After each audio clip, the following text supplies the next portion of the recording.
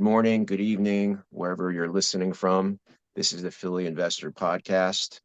And today we have a very, very special guest on, my dear friend, Michael Ho. Welcome, Michael.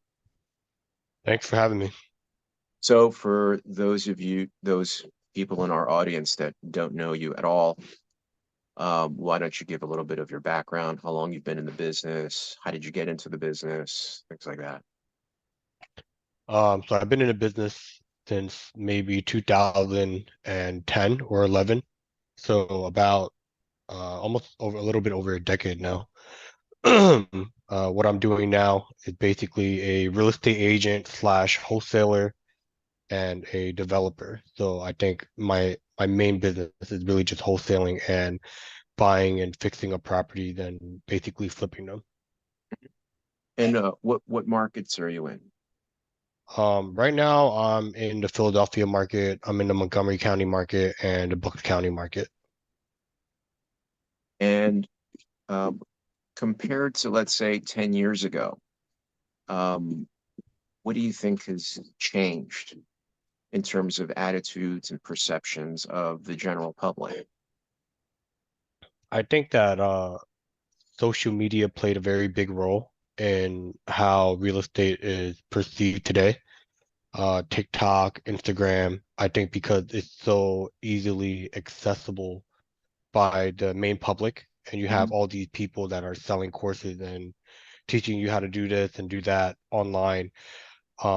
You have this influx of people who really don't know what they're doing entering into the real estate business because it's such a low entry barrier that Right. you really Well, there's don't no need much. barrier of entry.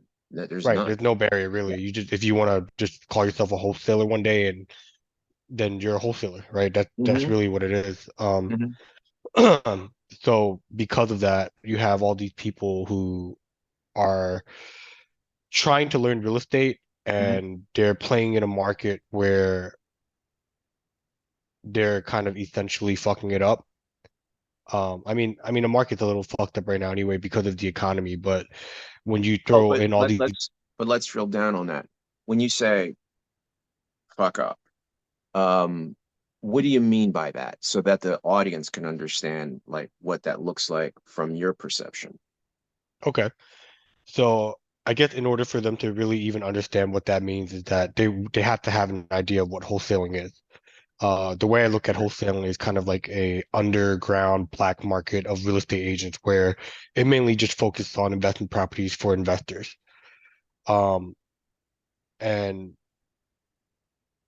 what I mean by fucking up is that if you have all these people that are entering in the real estate game trying to learn how to wholesale and they're putting properties under contract, but they don't really know how to run numbers and they don't know how to run comps. So they'll lock a property up for way too high. Hmm. They'll set an unrealistic expectation up for the seller Hmm. to think that they're going to get that money Yes. and they're not going to if it's Yeah. too high. And in the event that they do sell the property to other beginners who looked at courses and stuff online and Yeah. thought that real estate was a cool thing to do, Yeah. and they buy the property with hard money or whatever, and they don't have their numbers right because the person that sold it to them gave them bad comps and an unrealistic rehab budget. Now they're False stuck with the problem. expectations. Yeah, just false expectations. Right, right. Hmm. So you just have a lot of that going around right now. Yeah. Um, so I think that makes it difficult for people who've already been in the business, such as you and I, Yeah. where we're Mhm. talking to leads where we're just trying to make a 5 to 10K spread on, which is I think an average for a wholesale deal, but Yeah. we can't even really get that done anymore because they're telling us that they have much higher offers, which at that point it's like it doesn't make sense. But hey, if you can get it, good for you. Yeah. Um, Right. And a lot so of those offers, from what I found, wind up, not going through. And lately, I've been having conversations with what I noticed are phone numbers from that aren't from the area by people that purchase property that are, let's say, from New York. Because if you're from New York, the Philadelphia and surrounding markets looks like a bargain to you.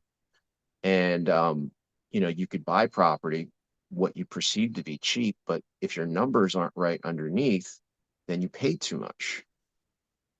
And so now they want to, now after being landlords in Philadelphia, which I think a lot of times you'd have to have your head examined to want to be a landlord in Philadelphia, they're like, you know what, I've had enough of this. I want to sell.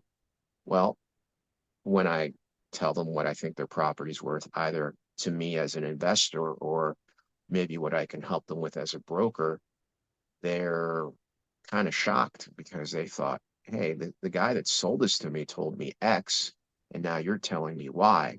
And sort of what happens is they kill the messenger, meaning they get upset with me and they think that I'm trying to insult them. When in fact, all I'm doing is I'll say, well, it looks like your property needs this amount of money to be fixed or et cetera, et cetera. The comps only bear out this. And they go, no, no, it can't be because so and so told me this. I was like, well, if you have information that can convince me of other, then can you please provide it to me? And they never can. And so then they're they feel stuck, you know, and they don't quite know what to do about it. So I agree and I concur with what you're saying. Absolutely, 100%. And yeah, the low barrier of entry of people that don't know what they're doing. Um, Not only that, but I don't know if are you aware of I don't know if you're aware of this. There were people coming down from New York in whole investment groups, and one of them was associated with Hot 97, a guy named DJ Envy. Are you Okay. familiar with Yeah, this I'm case? I'm familiar with what's happening with him right now. Yeah, it's so now for those of our audience who don't know, and I'll post a link about the article.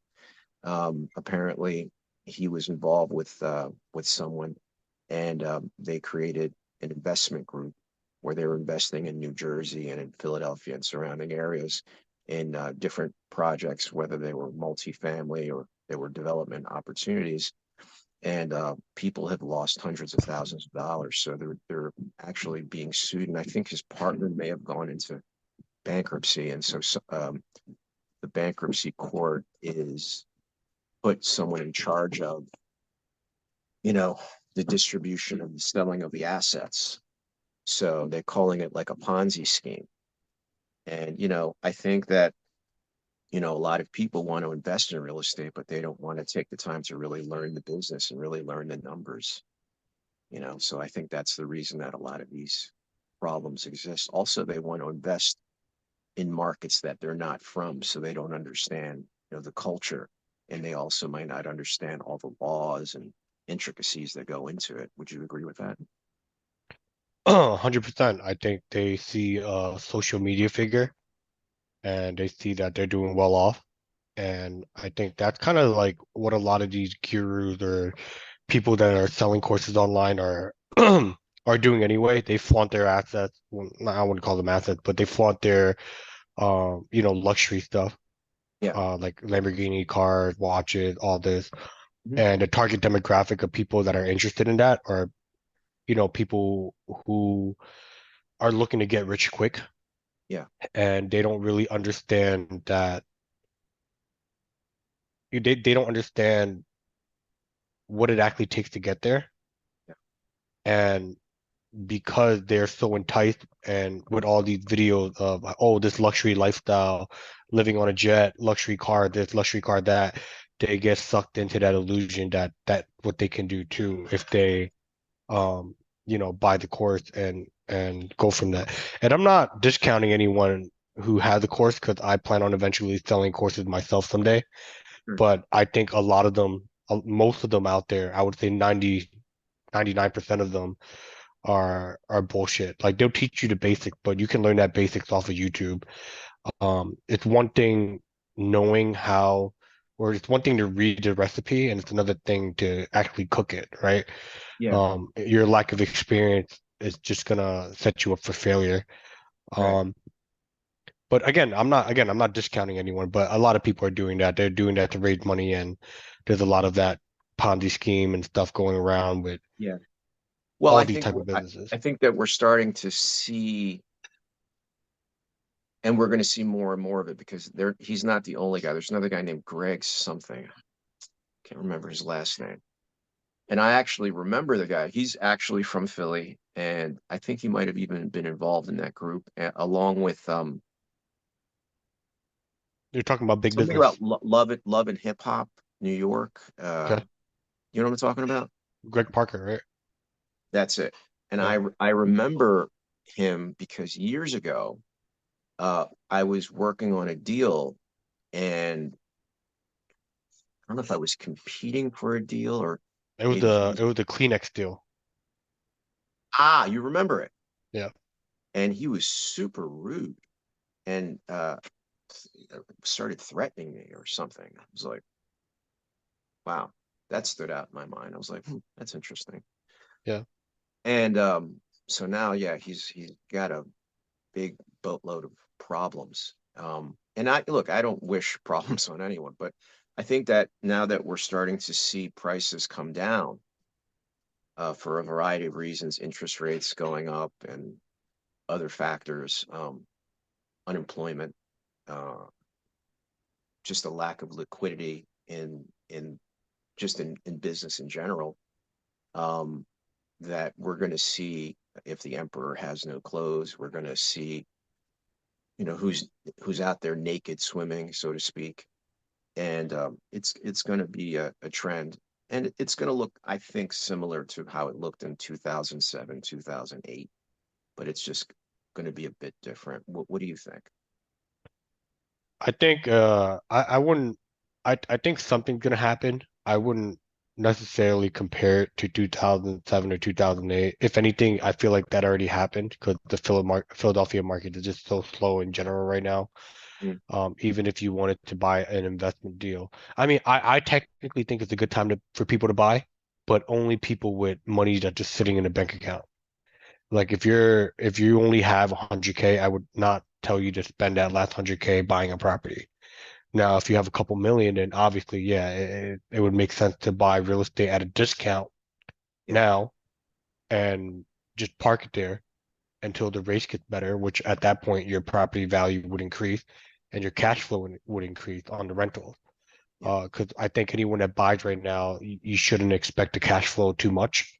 yeah. It's kind of like you're just buying and holding until the market recovers. Well, if you're Um, not cash flowing, I, I I would argue, so what's the point in even buying? Because then is it really an investment, or are you just parking capital somewhere with the hope that maybe you'll get the property will go up eventually? well, I think that you have to cash flow at least You do. positive, right? Yeah, Break even or positive. right. Because at the end of the day, even if you're cash flowing $100, what is Yeah, that in 3 years? $3,600? yeah, That's nothing, roughly. right? You Right. get 3 months of vacancy and then you're Well, done. you get vacancies, you get a pipe that bursts, underground. Right, You get a roof collapse, you get a et cetera, et cetera. I mean, these are things that happen all the time.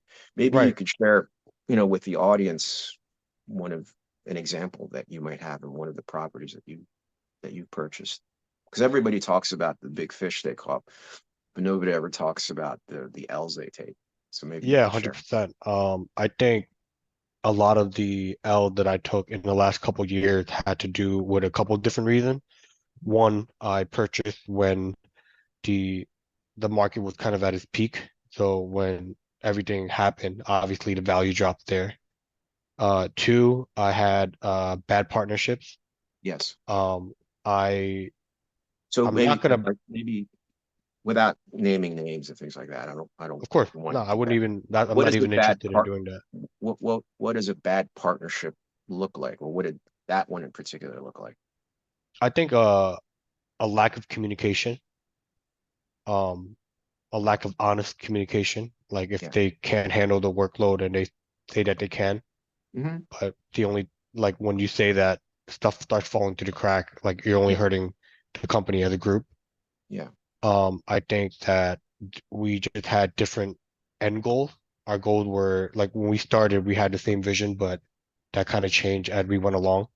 Yeah. He wanted to do different adventures or different ventures than what I wanted to do. Yeah. And I think also just a lack of micromanagement. It was just Well, too much delegation and too much trust in from what you every. shared with me too, there was some lifestyle choices that the other individual was making as well that didn't align with yours, correct? I don't think this one in particular. It No? wasn't so much a lifestyle factor. Okay. I think maybe towards the end, yeah, but Yeah. I think in the beginning it was just a lack of communication. The effort that we both put into the business was not reciprocated. Right.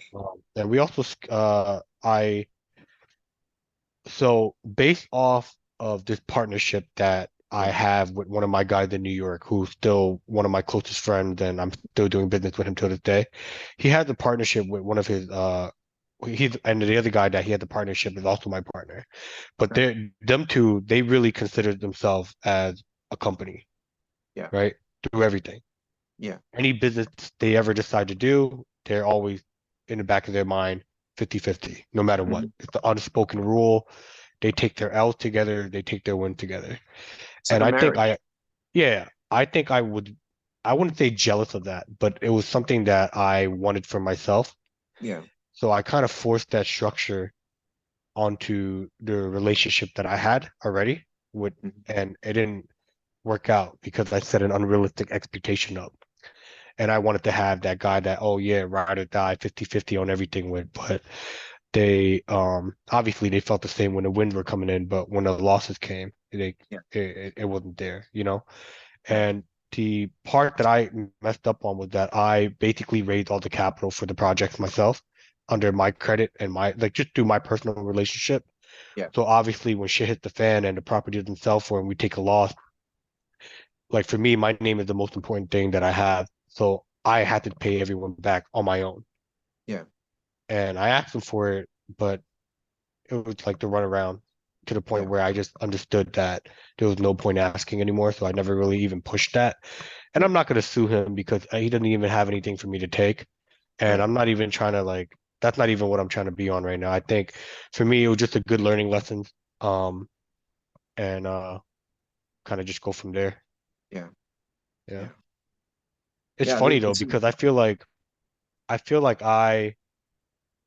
you know how like when you're first in a new relationship, let's just say with a girl, and you yeah. go through whatever you go through with them, and they kind of scar you, so that the next girl that you end up with, they don't get that original treatment that the first girl got.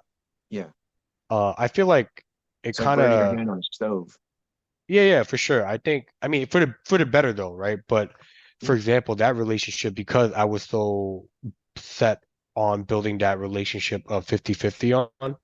Like I got him a Rolex, right? Just because Yeah. at that time he was working hard, but it just wasn't smart. Like the person that they hired wasn't good. It wasn't like the proper permitting process. So we took a lot of money and we took a lot of losses through that way.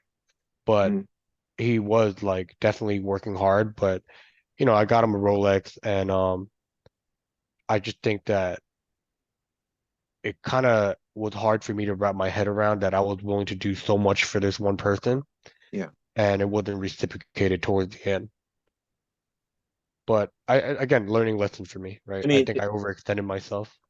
if you had to do it over again, what would you have done differently?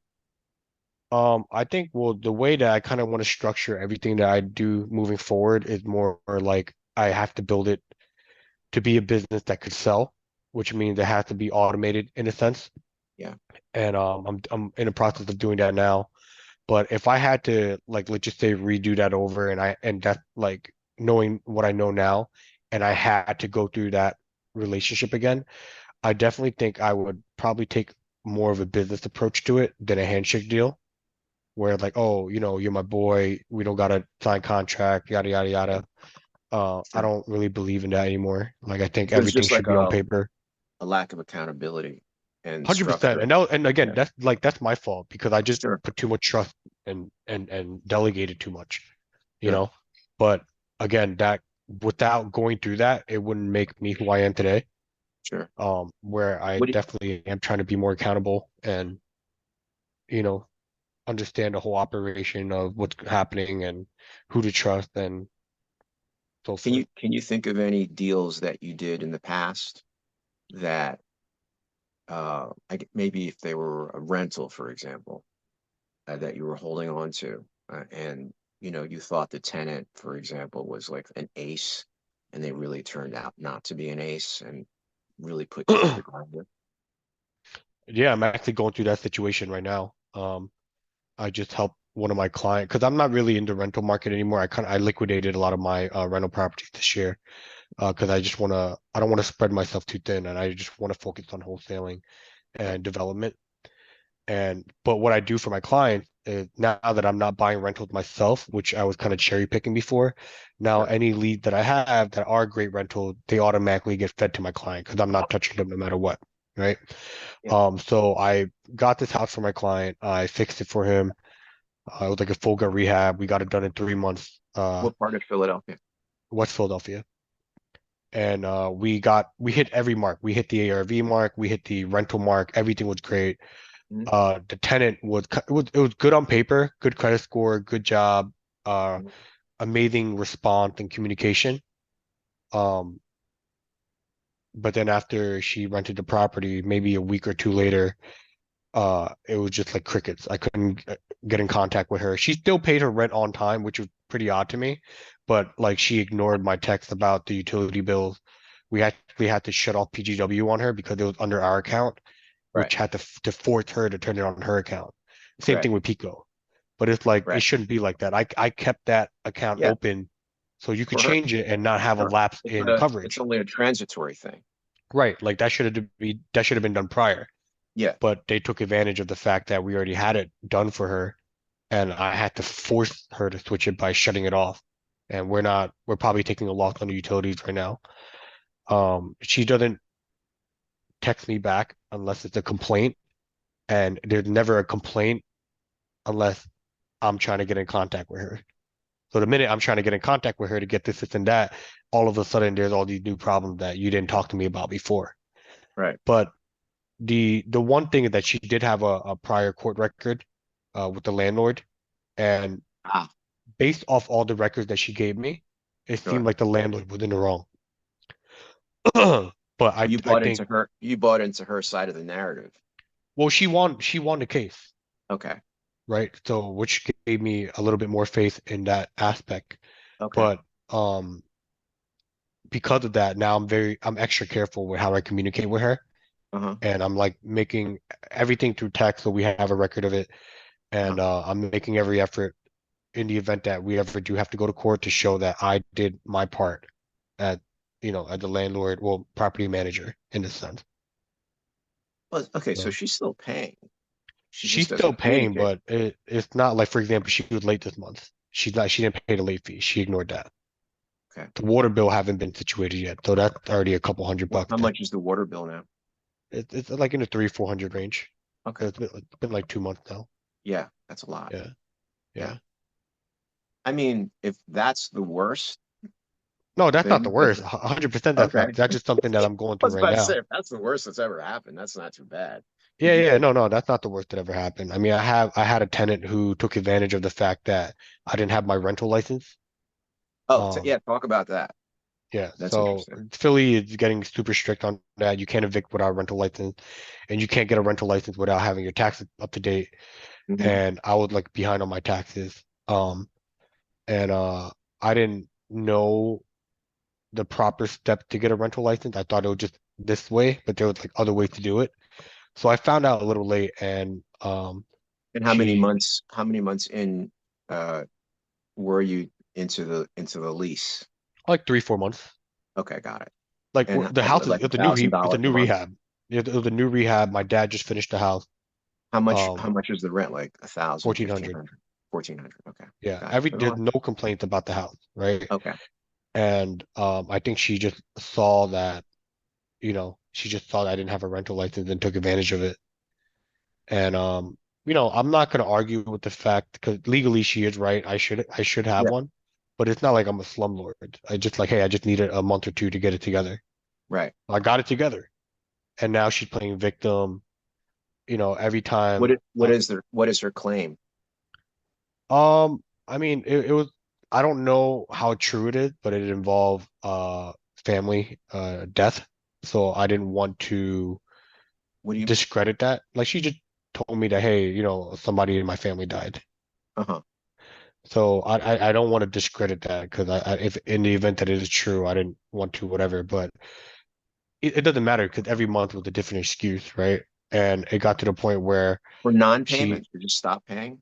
yeah she just stopped paying completely. Okay, got it. It wasn't Yeah, clear. and I mean I Uh-huh. just evicted her. She actually had to move out next month because she had they gave her 2 months to move out. Now, did she put a Um, claim on the 4 months worth of rent of $1,400 a month that she paid you, saying that she gave you that money illegally and that she's due that money back? no, she didn't. Okay, Because it wouldn't even matter because the time that I got the rental license to the time that she still didn't pay me, it was like right. way more than whatever. And the craziest thing is because for me, I wanted to sell her that house. Oh, Like I told her, hey, look, get your credit together. I'll help uh-huh. you, like I'll pay to get your credit done. You Right, have the income to do it. right. What does she do for a living? Do you remember? She worked at a hospital as like a technician. Okay. So Yeah. good job. Yeah. So she had Yeah. she had all the tools to pull the trigger on that. And what was her score? Do you remember? Mid six.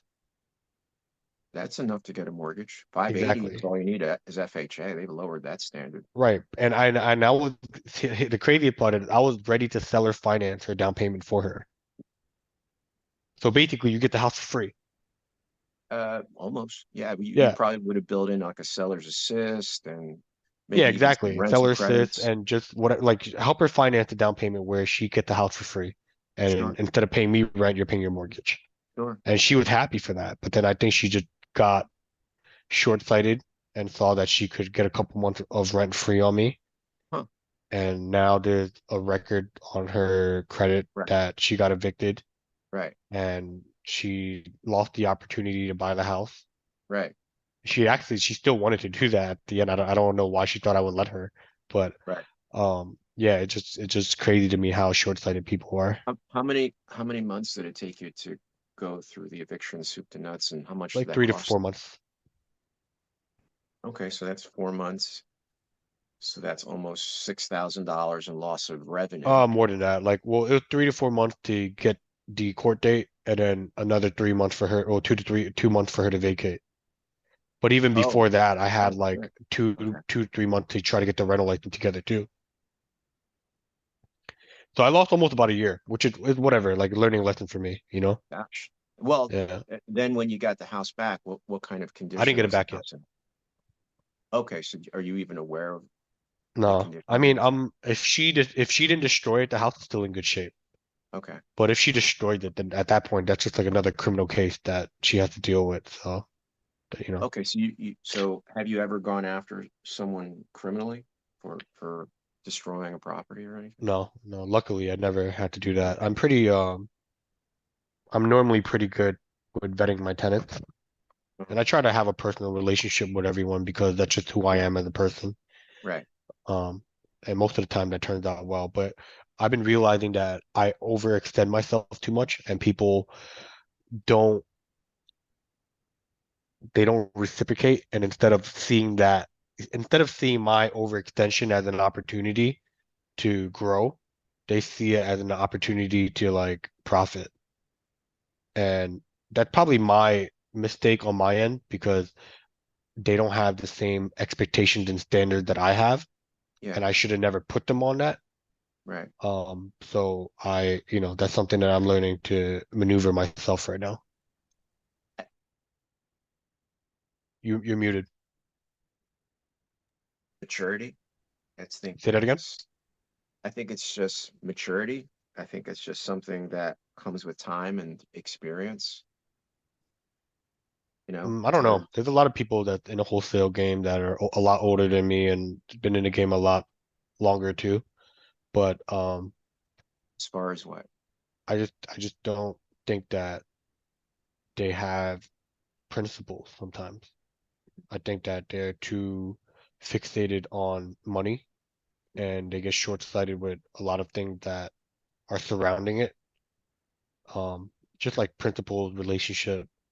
Um, they, money is important 100%, but I think that I'm the type of person where, I really wasn't talking about other people in the business. I was saying more along the lines of like when you're doing business with the general public, and they're not your friend, you yeah. know, and you But I have to think keep it so a I business dropped this deal. on my Instagram page too about your expectations of people too. I Yeah. don't think a lot of people understand that they always project their own standards to other people. Mhm. And when they do that, most often time you're going to get disappointed, right? Yeah. You do that too. Um, We're all I and guilty of it. yeah, exactly. So it's Yeah. like unless you actively make yourself aware of it and practice understanding that you do that, then you're Yeah. always going to try to set yourself up for disappointment, Yeah. Because I try not to expect anything from anyone anymore unless Right. we're working together. Right. Yeah. So I think I think it's a feature, not a bug, in human beings that Hmm. we project the way we think and feel onto other people. And I think understanding that about yourself is part of growing up, you know? Hmm. And that's also not to say that, you know, you shouldn't have some reasonable standards, about how you expect to be treated, you know, or vice versa. Um, Yesterday I was looking for a phone number for a client that I just did a deal with in Mayfair. Um, I was introduced to her by her son-in-law, and I met him and he said, "Hey, my mother-in-law wants to sell her property in Northeast Philadelphia in West Mayfair, and that's a pretty hot neighborhood, and there's a lack of inventory." So I said, "All right, let me go over there." I looked at the house. The house was really bad shape. She no longer lived there. She's close to 80 years old. And what I didn't know is that, she was at odds with her son-in-law who did live in the property, who apparently had a very, very bad drug habit. Hmm. And while in those states, even physically attacked her. And he was married to her daughter. And, it was just a very big dysfunctional thing. And an investor came and said, "Look, I'll give you $200,000 for the property." And she was about to take it. And I talked to her. I said, "I think I could probably get you more for this property. It's not in great shape, but it's still mortgageable and it's still a hot market, et cetera, et cetera." And the problem was that they have their family living in the property. And so I called them all into my office. I sat them down. I said, "Look, if this is going to work, we all have to work together." And I brokered a deal where when she sells the house, she's going to give them a substantial amount of money. And so I put everything in writing. I brokered the piece, and she got about $40,000 more for the property than she would have gotten had she gone with this individual. And I felt really good about it. And I was looking for her number and I couldn't find it for some reason on my phone, so I contacted him. He didn't pick up the phone. He texted me back. He said, "What do you want?" And I was like, "Well, I'm looking for so and so's your mother-in-law's number." "Well, what do you want it for?" I said, "Well, I just want to talk to her. I don't know what I did with it. I was wondering if you can give it to me." And he went on to tell me how upset he was with me, how he felt that I encouraged them to fight, things like that. Just totally made up this thing. And I was like, "Well, gee, I thought I was the one that called you all into the office to try to make peace, and as a result of which you got a substantial amount of money that you weren't going to get. Moreover, she got an additional $40,000 in her pocket." And he had no response for that. So what that demonstrated to me is that, even when you're doing the right thing and you're doing right by someone, they can still find flaw with what you've done for them and quickly forget the position that they were in prior to meeting you, and can be pretty damn rude and ungrateful.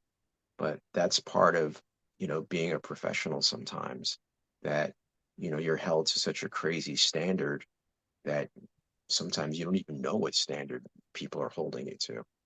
Have you ever had an experience like that? Oh yeah, 100% all the time. Yeah. And sometimes it's not even with civilians. Sometimes it's really even with people in business with us, you know. And I think you're right. I think it's a lack of communication, and sometimes people a lot of times go less off of facts and they go more off of their feelings.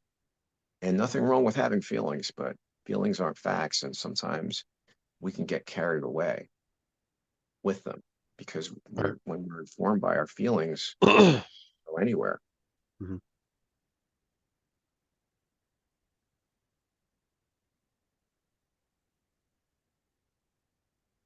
Make sense? Yeah, 100%. Yeah. So, um,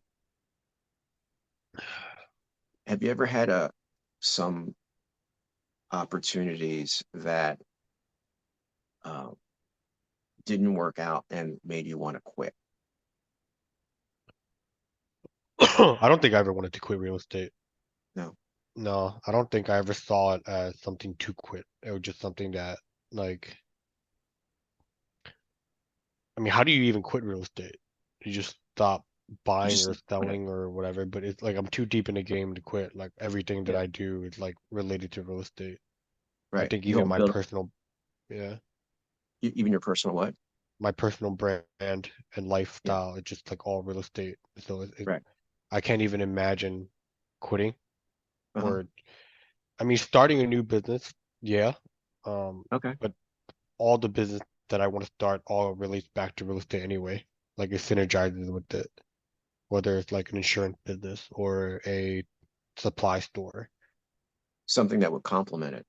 Right, Yeah, that makes sense because you have a whole identity, right, personal and professional, you right. know, built around it. And you said that I think one of the things that you've talked about is wanting to coach people. Yeah, I think that it's I could probably make a course and make a million or two on it if I like start pushing it out with selling courses online on how to wholesale and whatever, but I just feel like I don't want to be the same I don't want to just like teach someone the basics and they just feel like they got ripped off after buying the course because they don't know how to do that.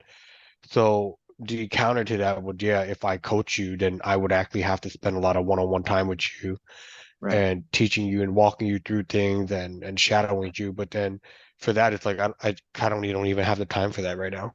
So right, unless they pay me like 10 grand or 20 grand, then it's kind of not even worth it to me. right. Because like, Yeah.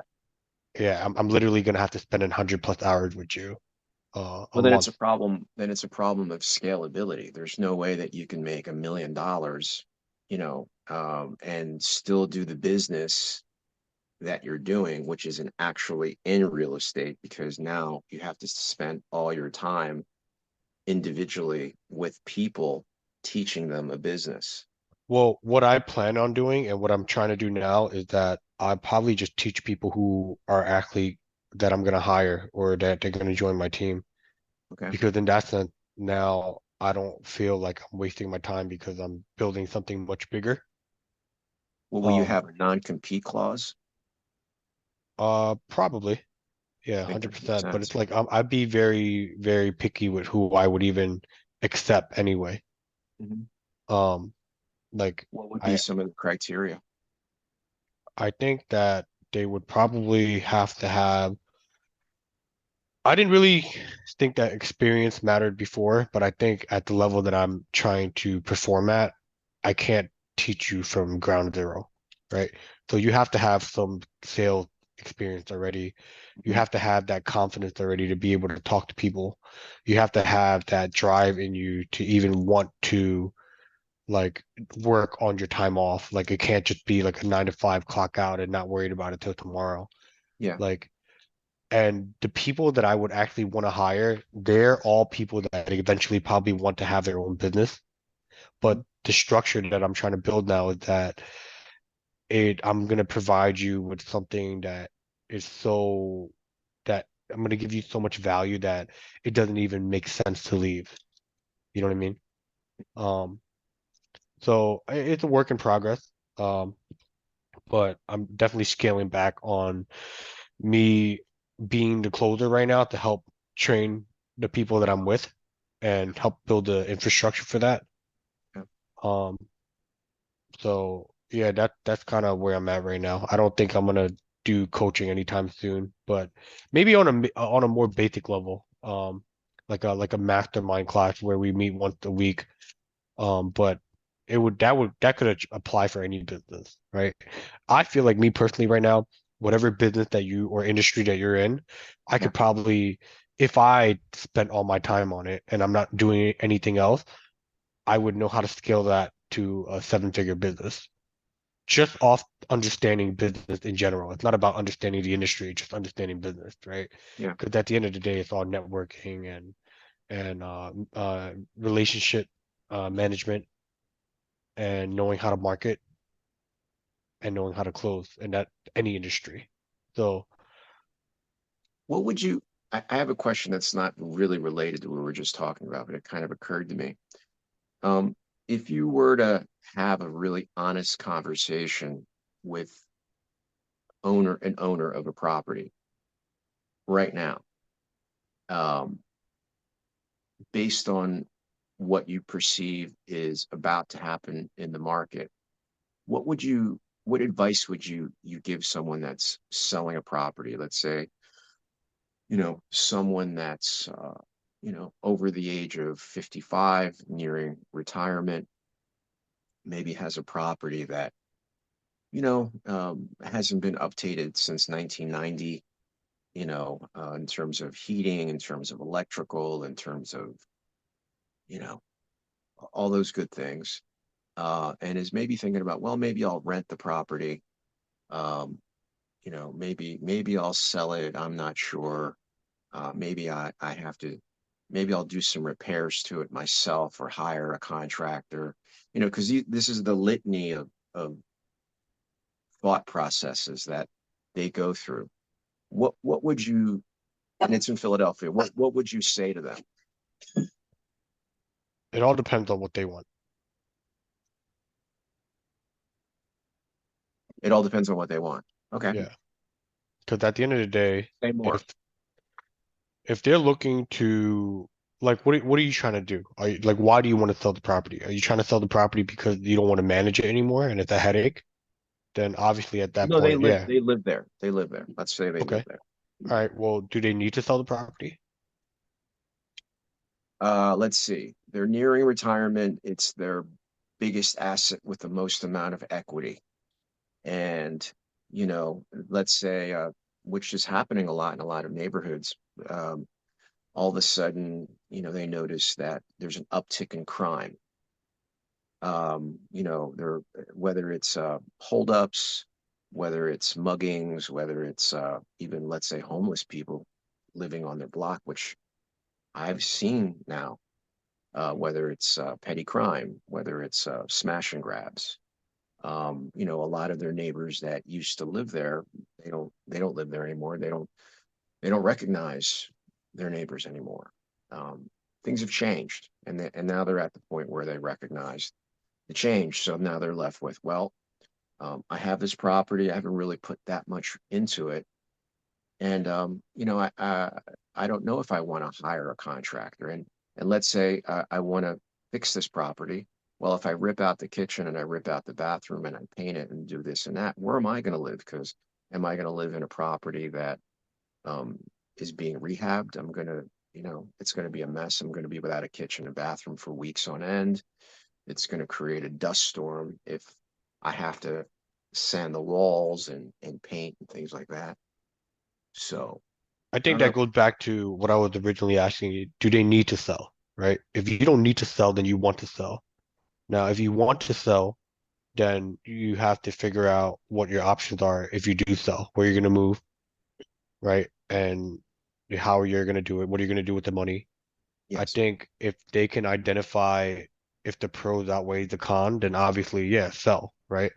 What a lot of people have a problem doing right now is getting rid of that sentimental value, Yes. and because they're not used to change, right? If you're Yes. talking about these people who have been in a house with the same unupdated like utilities and whatever for whatever X amount of years, they're probably not used to change at all. They probably Yeah. like keeping things the way they are. So those type of people normally have a harder time letting go of their own personal property, the Yeah. sentimental value of raising their kid there or whatever it might be, Yeah. right? Yeah. So when they need to sell, whether they're facing mortgage foreclosure or the taxes are too high or they just can't take care of themselves anymore, then Yeah. that kind of just answers itself, right? Like you just have to sell no matter what. Just Yeah. try to find the best deal. Now, if you want to sell but you're not sure, at that point it's really just about you weighing out your options, right? And realistic options too, because a lot of sellers want to fix up their property and do this and do that, but they have no expertise in that area. Right. And what happens is that they get burnt a lot of times, Yeah. right? Very true. So you end up losing money that way. And you're not, and if you're going to fix it, you got to fix it up all the way. You can't just decide to Right. fix the kitchen and not fix the bathroom, right? Because Right. that does nothing for you. You're just wasting your money at that point too. Lipstick on a pig. Right. That's what I call So it. it's really just about understanding what your options are, where you're going to move, and if the pros outweigh the con. Like if you're gonna move into a senior home and that's already set up for you and you don't have to worry about nothing, Yeah. and you sell the house and you can give it to your kids and your kids can use the money to do something else, then yeah, it's a Mhm. no-brainer, right? Because Mhm. that's not even about money at that point. It's about what it can do for you. Now, if you're just selling because you think your neighborhood is getting bad, but you have no idea where you want to go to or what you're going to do with the money. The only Yeah. thing that you're thinking about is just getting out of there and you're just thinking about it, then yeah, you probably don't want to sell. It's probably not a good time for you to sell yet. Not that it's not a good time for you to sell at all. You just need to figure out what it is that you're going to do when you sell and where you're going to go. Yeah. Um, because I think a lot of the time people who are in that position, they probably don't have a structure already set up in their lives that allow them to strategically plan beforehand. Yeah. They don't, there's no plan B. Right. Yeah. Yeah, because people with plan B, they already know, like they're probably already talking to a real estate agent, or they probably have people that already want to buy that. You know what I mean? Like, or they want to keep the house and keep it as an Yeah. investment or give it to their kids. But I think most of the time that's not the case. I'm really surprised sometimes when people, the houses that I've been through, and you could probably say the same thing. One of the first questions I ask people, I was like, well, why don't you just list this with a broker? They said, well, we talked to a couple of brokers and a couple have even come out and taken a look at the property, and they told me that in order to sell the property, I have to do this repair and this and that, and I said, well, I mean, yeah, if you want to get $100,000 more for the property, but why don't you just adjust your price down so that it reflects the condition of the property? Oh, I can do that. I'm allowed to do that. I'm like, yeah, you can do that. I mean, isn't that what the broker told you? No, they said I have to do the repairs. And I'm like, wow, I'm still really surprised that in this day and age, how poorly trained a lot of brokers are, and they just can't find a way of giving people good advice. Have you seen that before? There's a lot of realtors that are one-trick ponies. Yeah, it's Yeah. shocking, isn't it? Yeah. So it's so funny to me because and this is something that it kind of weighed heavy on me for a little bit. Sure. Uh, so I helped this one person refinance. Well, actually, I helped a couple people refinance their a house for them to get some equity to play with, to Hmm. basically reinvest into the property. Hmm. Now, for me, and this is where I push my standards on other people, where I realize that I shouldn't have done that. But Hmm. if there's someone that helped me accomplish this refinance or helped me get this money, Hmm. I'm probably gonna stick with that person to buy other properties with, especially if this person is already doing it for himself, already has a construction team, lenders for you to use, right? Hmm. And this whole setup, why not go to that person, right? Hmm. So I help people get in that position. And when it came time to me They trying to pay find you. them a deal, Right. now all of a sudden, oh, my realtor sent me this. I'm like, Uh-huh. your realtor? Yeah. All right, fine. I'm not gonna step on toes. I'm not gonna Yeah. compete for business. Like I don't need it. I'm doing this to help you. Sure. You know what I mean? Sure. So actually, all of them, they bought the house. They went through the lender. They got hard money or whatever, and Hmm. now they're stuck with it because the Uh-huh. person that they wanted to listen to was their realtor who has zero experience Yes. doing construction or doing Yeah. flips, right? All they know how to do 100%. is slap something on the MLS. Yep. Yeah, and Yep. you know, That's the one trick pony. right. Yeah. So but it mind boggles me because it's like, one, why wouldn't you want to use me? So am I doing something wrong? Am I not marketing myself correctly? But I am, because there are other people that are taking advantage of what I can give to them. But for these particular people, I don't know if it was like cool for them to claim that they have a realtor, like, oh, they got me this, they got me that. Um, but yeah, they're like I stuck think now. I think a lot of times it comes down to perception. Um, so a friend of mine that I was in business with years ago, unfortunately, his company, it was a, I'm not going to say what company it was, but his company was indicted by the government for fraud, and he had nothing to do with it. It was some people that worked for him that were doing some bad accounting, and so they got pinched. And Is this the so, healthcare company? yeah, yeah, yeah, Okay, I know what you're yeah, talking about. yeah. So, another good friend of mine that had been under indictment and beat those indictments, um, knew him and read his indictment and came to him and said, "Hey, look, I read your indictment and you're personally in big trouble." He said, "No, no, my lawyer said that I'll be fine." And they're like, "No, what they're going to do is come after you when they're done with your company personally." "No, no, no, you don't know what you're talking about." So he sent his indictment to a very, very, very powerful attorney, and he agreed to meet with him the following day. And he read the indictment and told him exactly what my friend said, and told him exactly how they were going to do it, because it used to be his job as a prosecutor to do what they're about to do to him. And so basically, at the end of that conversation, he was crying and he wrote a check for $50,000 retainer.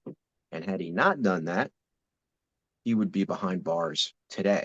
So he was listening to really, really bad advice based on his perception of his attorney, who was giving him crap advice. And that crap advice, had it not been for my friend, the other attorney, that piece of advice would have landed him in jail, Yeah, federal prison. You yeah, know, so yeah, you can't. yeah. I mean, What I've noticed is you just can't make people listen. I feel like it's just common sense though, because it's like, why would you take advice from someone who isn't doing what you're trying to do? People do it all the time. Well, look, a lot of these people that are holding themselves out as real estate coaches and gurus, they've never really done the business the way you've done the business, the way I've done the business, the way that some people that we know have done, that are currently doing the business. That's, isn't there a saying? It's like um, those who do, those who can't do teach. And there's some truth in that, Yeah, you know, I agree. because yeah, and also, people learn differently. We've been conditioned through the school system to sit in a classroom and listen. And for some people that works fantastic. But for other people, they're maybe they're more tactile learners, and you need to take them and say, do this, do this, do this, and don't do that. And they respond to that as opposed to just listening. So I don't know. It just depends on the individual, I suppose, right? I mean, I think for you, my observation of you is you're a bit of both. It's just to what extent, right? So I think it's normal. Anyway, so is there anything else you'd like to share with the listeners that we haven't touched on? I think that for a lot of people that are looking to get into the business Mhm. because they think that, I mean, it can make you a lot of money, like a lot of money. But Sure. what people don't understand is that even if I gave you my daily schedule of what I have to do, who I have to talk to, what I have to Right, buy, if I basically gave you my position, you wouldn't even know what the fuck to do with it. right. And that the idea of that is that who you have to become to be successful is not who you are now, right? Yeah. And there's no class that you can take or no video that you can watch that will give you experience. And that's the Mhm. main thing that is going to shape you into who you're trying to be in order to execute what you're trying to do, right? Yeah. Because at the end of the day, it's like it goes back to what I'm saying about the recipe. I could give you the recipe to the secret sauce, but you're not going to be able to do it like me, right? And to be able to actually get to this point, um, it took me 10 years. It might not take you 10 years because, I think information is a lot more accessible now, Mhm. but you're gonna have to grind through that period of putting 60 hours a week to work Yeah. and not making any money for a couple of weeks. Right. And a lot of people get discouraged at that point Right. because at that point they don't really see the light at the end of the tunnel. Right. So it's like if you're doing this specifically just to make money, you're not gonna last, right? I think you have to have some sort of passion in being able to in the real estate field and also in talking to people. Yeah. You don't have to be an extrovert to do that either. I consider myself an extroverted introvert. At the end of the day, I don't want to talk to anyone. But if you're talking that is business now, then I'm like I can't stop talking. You know what I mean?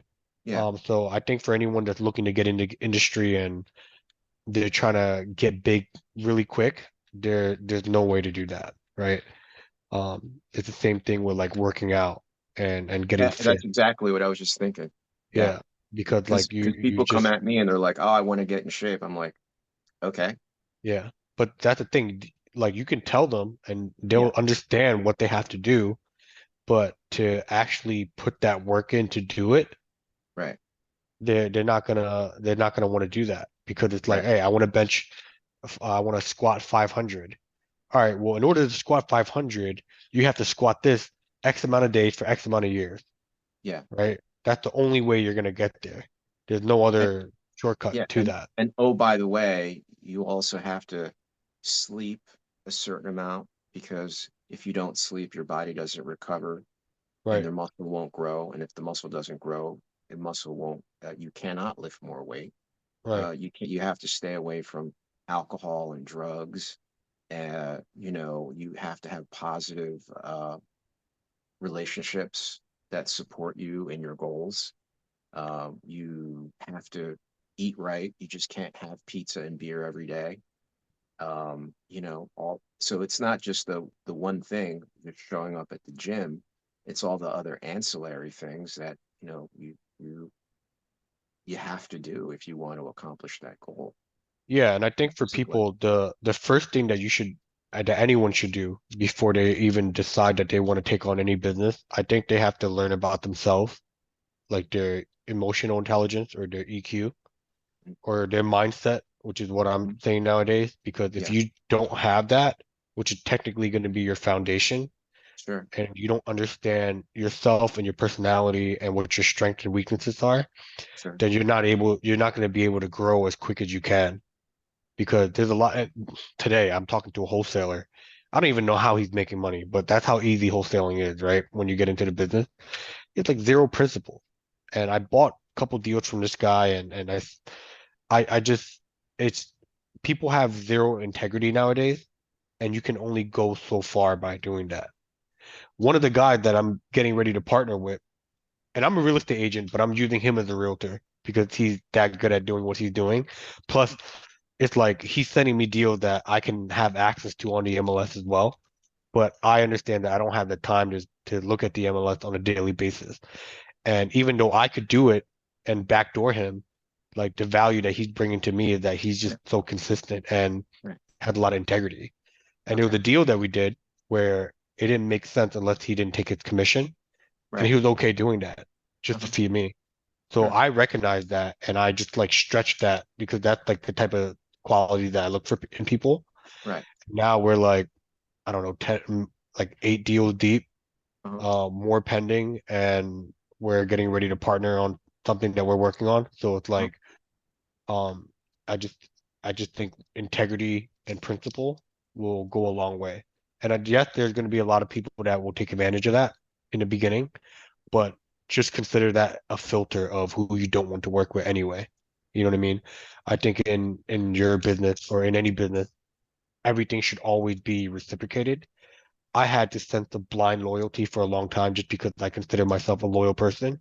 But, loyalty is a two-way street. And if there's a threshold to how loyal you can be until you're not loyal anymore.